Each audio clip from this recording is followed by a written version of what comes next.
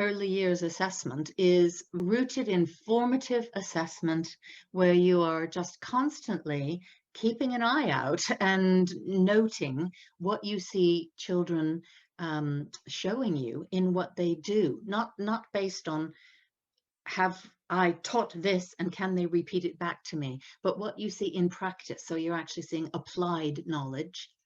And then from that, you do your next planning, whether it's what I say to this child in the very next moment or what extensions or whatever we're going to bring in tomorrow.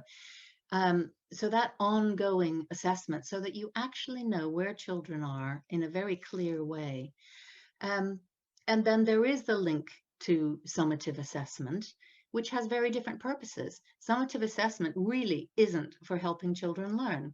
And I think primary focuses far too heavily on summative, which is about judging the schools, judging the teachers. It's not about helping children learn. So that needs to shift, so that we put the attention all the way through on where is the child, how do we understand their progress, and how do we help them to move on. I also think in terms of assessment, um, when I think, well, what's in the teacher's mind? What's the question you're seeking to answer when you look at a child? It shouldn't just be, oh, have they reached this point yet?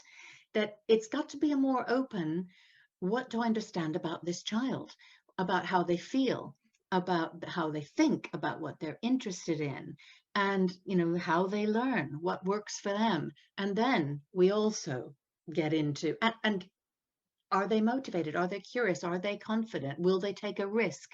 Those are things that we ought to be assessing.